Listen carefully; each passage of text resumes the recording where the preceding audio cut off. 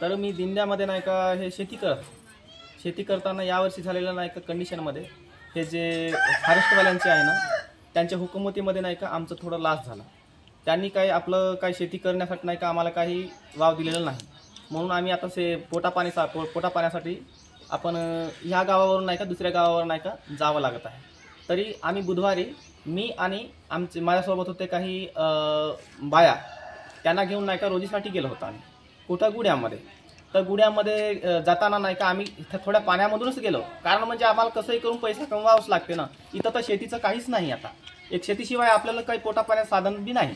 म्हणूनच नाही का मी गुड्यामला नाही का यांच्यासोबत नाही का एक मजुरीसाठी नाही का यांच्यासोबत गेलो होतो. मी जाताना नाही का पाण्यामधूनच गेलो आम्ही जाताना परंतु नाही का त्या दिवशीच नाही का जवळपास 11च्या दरम्यानमध्ये पावसाचा जोर सुरू झाल्याबरोबर आमचं नाला भरून येते आणि आम्हाला नाल्याची कंडिशन आहे म्हणून नाही का माहीतच आहे दिंड्यामध्ये. तर लगेच नाही का जसं पाऊस येत आहे तसंच नाही का आम्ही निघलो. परंतु तिथून जवळपास नाही का तिथून एक 10 ते 12 किलोमीटर अंदाजे तिथून एवढ्यात नाही का ते आपलं रपटा पडते, हे केतनी रपटा म्हणजेच पुलिया, केतनीचा पुलिया. तर तेवढ्यात नाही का आम्ही येतो म्हणत तेवढ्यात नाही का तयारी होईपर्यंत नाही का आपलं पूर्ण नाला पॅक झाला होता. मग आता कसं करावं म्हणून नाही का आम्ही त्या दिवशी सायंकाळ कसे बसे नाही का अमुक व्यक्तीच्या घरी नाही का आम्ही तिथेच पोटा पाण्याचं साधन म्हणून नाही का त्याच ओल्या कपड्यावर नाही का आम्ही तिथंच होतो. एक रात्र कसे बसे काढलो. आता दुसऱ्या दिवशी तर कंपल्सरी येणेच आहे आता.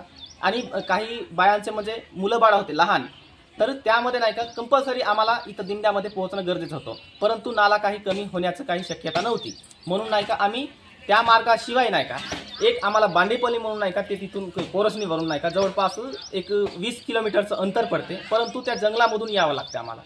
खूप त्रासाची गोष्ट आहे ते, कारण म्हणजे इथं नालाच आहे ना, नाल्यामधून पार होणं आणि दिंड्यामध्ये पोहोचणं हे काही शक्यच नव्हतं हे गोष्ट.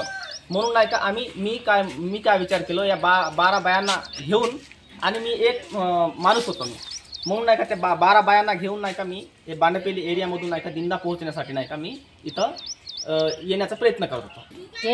చెట్లు లేక మేము దారుణంగా గోసపడుకుంటున్నాగా గూడెం కాడ కైకిలని వెళ్ళేసేపు మనకు ఆగు దాటేసేపు మాకు ఏమో తెలియదు. మేము అవతల పోయింది. బాగా వర్షాలు వస్తే మేము అటు గూడెం లాగే వరకు మేము తడి బట్టలు, మాకు అన్నం లేదు సన్నం లేదు. మేము పోయి ఆడ బండుకున్నాం. తెల్లారులేసి ఆలోచించి మేము వచ్చినాము నడిచి అదే తడి బట్టలకు. మనకు అన్నం లేదు.